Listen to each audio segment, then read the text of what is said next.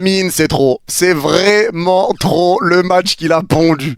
Salut les fraudes, j'espère que vous allez bien. On se retrouve pour une nouvelle vidéo. Et nouvelle vidéo, débrief du match entre Daigou et le FC Barcelone. Victoire 5-0 du FC Barcelone. Oui, l'adversité aujourd'hui pour le Barça n'était pas extraordinaire. C'était pas la meilleure équipe du monde. Daigou est dernier de leur championnat. C'est la pire défense et la pire attaque de leur championnat. Ils ont une différence de moins 21 en différence de but. Et la deuxième pire défense, ils ont une différence de but de moins 5. C'est dire l'écart. Ils étaient sur 14 matchs de suite sans victoire. C'est énorme. Ils prennent une moyenne de 3 buts par match. Bref, c'est pas la plus grande des adversités. Maintenant que ça c'est dit, 2 minutes de jeu, 2 face à face pour Daigou. L'entame du Barça, ça a été compliqué. Franchement, ça a été un petit peu dur et on va commencer par ça. Parce qu'après, il n'y a que du positif à dire, mais l'entame de match. Et pour ceux qui vont me dire, ouais, mais Yanis, tranquille, parce que c'est qu'un amical, ils étaient peut-être pas à fond et tout. Attention, parce qu'on l'a vu au cours de la saison passée. Le Barça, les entames de match, ça t'a fait du mal. Je pense au match contre l'Atlético où t'es mené 2-0. Derrière, t'arrives à faire 4-2, mais à la fin, il y a 4-4. Le deuxième match contre l'Atlético, t'es mené 2-0. Derrière, t'arrives à gagner 4-2. Le match contre le Real, t'es mené 2-0. Le match contre l'Inter, t'es mené 2-0. Les entames de match te plombent un petit peu. Donc il faut faire attention aux entames de match pour le Barça. Parce qu'on le sait, le Barça, c'est pas une équipe qui défend mal, c'est une équipe qui fait tout pour ne pas avoir à défendre. Ils attaquent, ils essayent de marquer plus que leur adversaire. Donc il faut que tu sois directement dans le bain et que tu mettes directement en place ton jeu à jouer haut, à presser, à récupérer les ballons. Si quand le match il commence, tu ne presses pas, tu laisses un petit peu les joueurs adverses créer un petit peu leur jeu, forcément toi tu vas être haut mais sans pression. Donc tu vas prendre un ballon dans ton dos et ça va te créer des face-à-face. Les entames sont importantes pour le Barça, ça c'est important à dire. Parce qu'il y a eu des situations, il y a même une situation où il n'y avait pas hors-jeu. Parce qu'il y a eu hors-jeu sur tous les face-à-face. Mais il y en a une où il n'y avait pas hors-jeu. L'arbitre a sifflé hors-jeu, mais quand même, attention à ces entames de match. Daigou nous a un peu surpris sur l'entame de match. Et derrière, ça y est, le Barça a repris l'ascendant. 15 minutes, ça a pris un petit peu de temps, mais le Barça a repris l'ascendant. Tu gardais bien le contrôle du ballon. Daigou essayait de jouer en bloc, bien en bloc, mais tous les ballons passaient par Lamine Yamal. Et aujourd'hui, Lamine Yamal, madre mia, ce qu'il a fait. Ce qu'il a fait, Lamine Yamal, provocation, dribble, contrôle, appel de balle, passe, centre, il a tout fait, passeur décisif, il aurait pu être double passeur, il aurait pu être buteur, Lamine a tout fait aujourd'hui, c'était un festival de Lamine Yamal. Il y avait une prise à 1 au début sur Lamine Yamal, derrière il y a eu une prise à 2. Les gars, vous voyez ce qui se passe sur Twitter, le débat qu'il y avait avec un gorille contre sans humain. Vous pensez que s'il y a ce combat, il va se passer quoi? Il va y avoir les sans humains, ils vont se dire, vas-y toi. Après moi j'y vais. Vas-y toi tu te tapes et après moi je te suis. Mais toi d'abord, toi en premier. Et ben avec Lamine Yamal c'était pareil. Aujourd'hui les deux défenseurs là qui étaient sur Lamine Yamal, les deux qui se mettaient avec la prise à 2, la prise à 3 sur Lamine, ils se regardaient. Vas-y toi. Vas-y je te suis. Vas-y, je te suis. Il voulait pas se faire éteindre.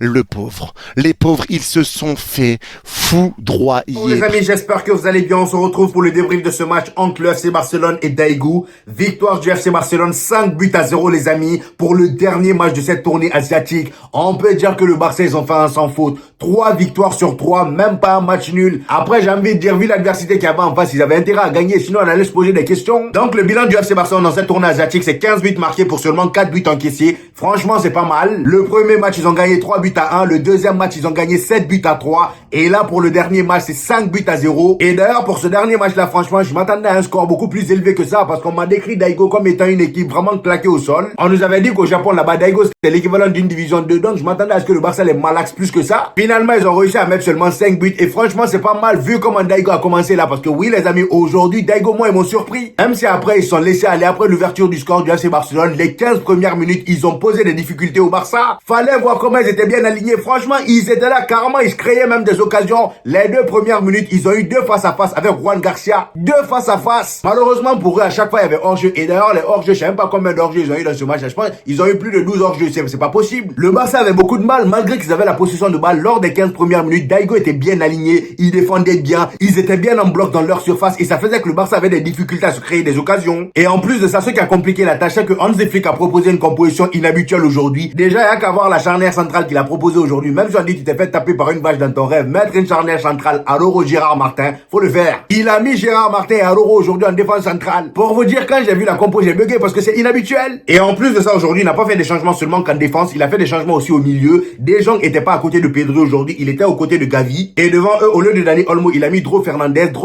qui a été très très bon aujourd'hui. On va en parler dans la suite de la vidéo. Donc tout ça pour vous dire qu'aujourd'hui, la composition était un peu différente que d'habitude. Après les 15 premières minutes compliquées pour le FC Barcelone, où Daigo a vraiment su gérer leur temps faible, et Gavi était là encore une fois pour délivrer le FC Barcelone grâce à ce magnifique but qu'il a inscrit aujourd'hui encore une fois. Doublé pour Gavi aujourd'hui les amis, et c'est la deuxième fois qu'il est décisif. Le match précédent, il a marqué un magnifique but en plus de ça. Et aujourd'hui les amis, le gars il te claque un doublé dans le plus grand des calmes. Je vous avais dit quoi lors du précédent match? Je vous ai dit que Gavi c'est juste une question de temps. Il sera titulaire au FC Barcelone. Aujourd'hui je ne saurais pas vous dire qui est-ce qui va sauter dans cette équipe là parce que tout le monde a l'air cheaté à son poste. Mais franchement moi je pense que Gavi aura son mot à dire. Il y a qu'à voir son premier but qu'il a marqué aujourd'hui. Il reçoit une magnifique passe décisive de Lamine Yamal. Lamine Yamal qui était inarrêtable sur son côté aujourd'hui. Le gars à chaque fois qu'il avait le ballon, les défenseurs de Daegu avaient du mal à le récupérer. Voilà, le gars il récupère le ballon, passement de jambes, il mélange encore une fois le latéral de Daegu. Il fait une passe décisive à notre cher Gavi qui se retrouve devant la surface. Le gars il décale sur son pied gauche, il enchaîne, tir croisé, but. Ça c'est des buts que marque un joueur en confiance. Le gars il a en confiance malgré qu'il n'est pas titulaire indiscutable. Son but du match précédent c'était pareil. Le gars contrôle orienté, il vient devant la surface, il place le ballon. Ça c'est un joueur en confiance les amis. Aujourd'hui avant la fin de la première mi-temps, il claque son deuxième but. Magnifique performance de sa part aujourd'hui. Et c'est justement après ce but là que le Barça a commencé à dérouler. Ils ont commencé à enchaîner. Daigo, je pense que dès qu'ils ont encaissé le but, ils ont abandonné l'affaire. Voilà. Parce que les 15 premières minutes, certes, ils étaient à fond. Ils étaient là, bien placés, ils défendaient. Mais dès qu'ils ont encaissé un but, ils commençaient à jouer n'importe comment. Et le Barça aussi commençait à prendre de plus en plus en confiance. Cependant, mes chers Barcelonais, attention à vous. J'ai remarqué quelque chose depuis la saison dernière. Va falloir régler ce souci-là. Parce que je m'attendais à ce que ce problème-là soit réglé. Yamal, il était tellement boosté, il a tellement choqué que Rashford, il est venu toucher ses crampons.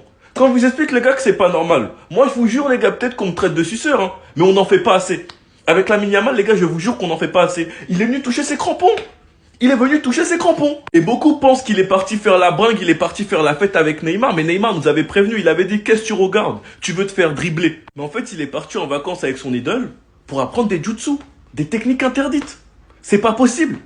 Les gars, il a trop pris en vitesse, c'est pas possible. Lamine Yamal est beaucoup trop fluide dans ses mouvements, sa vitesse d'exécution, c'est un délire. Et même les contrôles qu'il lâche, les gars, c'est pas normal. Moi, je vous le dis, hein, je pense vraiment qu'on n'est pas prêt pour la saison que Lamine Yamal va envoyer. Je vous ai déjà prévenu, il va encore une fois choquer la planète football. Physiquement, il est déjà en forme, il y a plus rien à dire, ça, on le sait. Mais paraît-il qu'il serait même en train de suivre un entraînement spécial pour améliorer son pied droit et sa finition tout simplement. Pour être un tueur devant les cages. Mais en 1 contre 1, 2 contre 1, même 3 contre 1, il s'en sortait toujours. Je me demande ce qui l'a motivé. Je crois les gars qu'il a pas kiffé la fresque avec les 7 mains, il a pas trop aimé la vanne. Et Neymar, faut nous donner le secret. Faut nous dire ce que t'allais lui apprendre. Parce qu'il est beaucoup trop en pétard. Sinon vous les gars, vous en pensez quoi? Rano sur Snap, on s'ennuie. Premier but.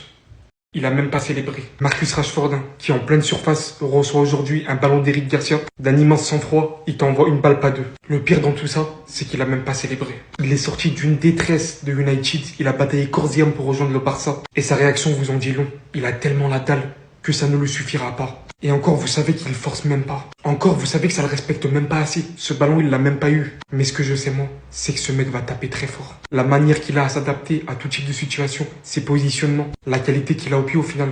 Vous le voyez très bien que ce soit au niveau des passes, que ce soit au niveau de la finition. En parlant de finition, il n'est plus les mêmes et je vous l'avais dit. Gavi voit tellement beaucoup plus loin qu'avant. Le premier but qui te sort aujourd'hui en dehors de la surface sur la passe de Lamine Yamal, suivi du fait qu'il arrive à prendre la profondeur sur la passe de son coéquipier, pour venir par la suite terminer en lobant. Il n'est littéralement plus les mêmes les gars, ça sert à rien de venir me dire qu'il était déjà comme ça. Sa palette technique est tellement devenue plus large, il voit tellement beaucoup plus loin qu'avant. C'est tellement beaucoup plus poussé. Ils se sont littéralement tous améliorés en fait. Quand je vois Yamal, quand je vois lui, ce n'est plus du tout les mêmes joueurs. Il a réussi, vous en doutiez tous. Rashford, qui vient toucher les jambes de Yamal après la première période que celui-ci a sorti. Et de quelle première période on parle? On sait tous que c'est contre une équipe faible, mais c'est peut-être la meilleure de son histoire. Beaucoup pensaient, jusqu'à ce match, qu'il avait déjà atteint son plein potentiel. Il prenait de la taille, beaucoup pensaient qu'il allait redresser. Je pense que vous avez tous vu aujourd'hui sa fameuse séquence de dribble, la rapidité de ses jambes. Lamine Yamal a officiellement réussi à atteindre un second rythme de dribble, chose qu'il ne maîtrisait pas avant. Et pourtant aujourd'hui sa rapidité d'exécution lui permet de se lancer une fois et de relancer une deuxième fois après son dribble. Sans parler de sa qualité de passe. qui fait que de s'améliorer pour réussir à avoir de cette position son coéquipier qui va finir devant les cages. Ce mec est littéralement devenu hors du commun et ce n'est pas prêt de terminer. Surtout vu du fait qu'un plan pour Yamal a été mis en place, améliorer son pied droit et travailler sa finition. Alors qu'on pensait qu'il ne pouvait pas faire plus que ça, en fait c'était que le début. Et se dire qu'il a que 18 ans et qu'il n'est même pas encore à la maturité de son football, c'est trop. Je n'ai plus les mots en fait. Je sais pas ce qu'il est allé voir avec Neymar quand il allait en vacances. Mais je vous dis qu'il est revenu salement. Une dinguerie. Est-ce qu'on se rend compte de ce qu'on est en train de vivre? Seulement 17 ans, regardez des pères de famille calvitie. Regardez comment ça creuse. Son camp, il est en pointe. À la mi-temps du match. C'est même pas la fin du match. On lui demande son maillot.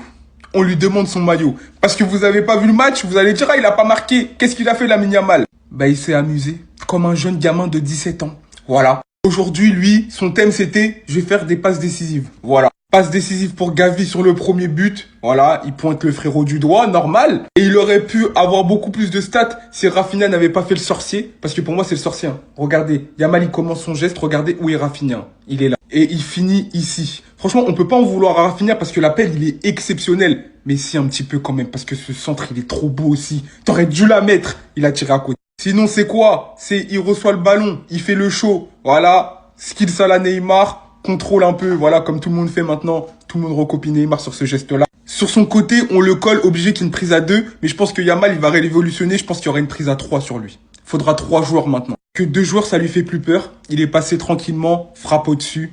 Mais les gars, Yamal, c'est le football. Quand tu regardes les matchs de pré-saison, c'est trop. C'est trop. Il s'amuse trop, les gars. Il s'amuse trop, wesh. Il marque quand il veut, il fait des passes dès quand il veut.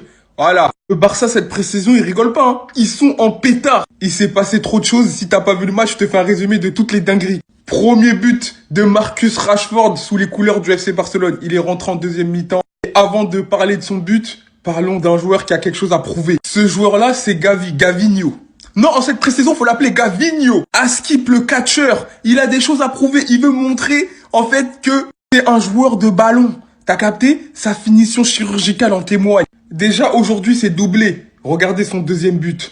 Un piqué. Tu vois, il a touché le ballon, il a caressé le ballon. Voilà. Ça, c'est ce qu'on appelle un toucher. C'était voluptueux. Voilà, non, en fait, obligé de sortir des mots pour qualifier ce homme. Là, vous regardez un de ces filles qui regarde le ciel. Il regarde pas le ciel parce qu'il a plu un jour d'été en août. Il regarde le ciel parce qu'on a secoué un arbre. Et un nouveau 2008 de la Masia a atterri et il a marqué.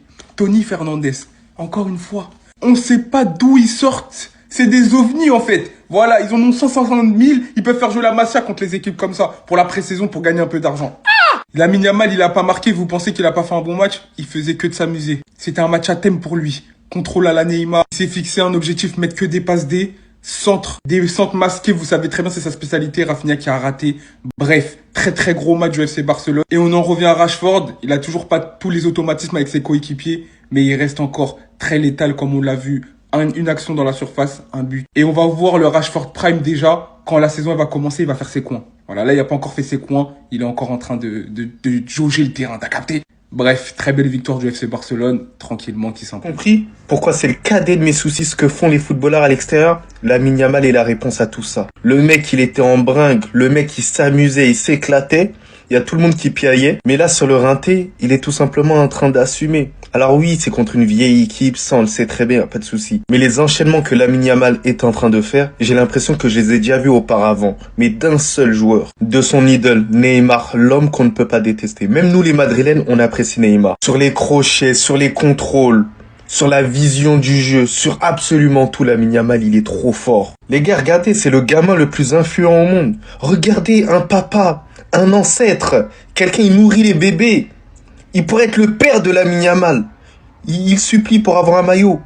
Il le regarde même pas. Ouais, c'est une dinguerie ce petit. Et Rashford, doucement ma gueule. Hein. Ça y est, il est fort, mais évite de toucher ses crampons, frérot. Quand même, il y a un minimum de heshma, t'as vu? C'est un être humain, voilà, tranquille. Il fait des trucs exceptionnels sur le rinté. Il sait jouer au football, c'est tout. Voilà, commencez pas à abuser du truc. J'ai le seum, mais commencez pas à abuser du truc. Voilà, parce que vous commencez à me casser la tête. 15-4. 15-4. Voilà le score final de cette tournée asiatique. 5-0 aujourd'hui, 7-3 face à Séoul, 3-1 face au Vissel Kobe. Le Barça aura donc marqué 15 buts et encaissé 4 buts. C'est que des matchs amicaux contre des équipes inférieur. Mais qu'est-ce qu'il faut retenir? Premièrement, qu'aujourd'hui Pau Cubarsí est sorti sur blessure. Visiblement, il serait sorti par précaution, car il aurait une gêne musculaire. On espère bien évidemment que c'est pas trop grave, on lui souhaite le plus rapide rétablissement possible. On retiendra bien évidemment Dro, la petite pépite de 17 ans. On retiendra également que Gérard Martin est peut-être passé de latéral à défenseur central. Et honnêtement, ce changement de poste lui a fait énormément de bien selon moi. On notera que deux des joueurs les plus critiqués au monde ont fait taire tous leurs détracteurs. Son soi-disant numéro 10 trop lourd, ce soi-disant catcheur. Le football. On retiendra deux choses également. L'adaptation superbe et rapide et le comportement ultra exemplaire de Marcus Rashford qui aujourd'hui aura marqué son premier but, qui aura été plus qu'intéressant dans les combinaisons, qui aura prouvé qu'il fait du pressing et que ce soit à gauche ou au poste de neuf, il a tellement à nous apporter, mais également que Rafinha peut bel et bien évoluer au poste de numéro 10 et qu'il est encore très en forme, même s'il n'a pas marqué. Personnellement, je vois pas qui va séparer ce duo. Lewandowski est toujours en forme, il marque toujours des buts et maintenant que la saison commence tout simplement.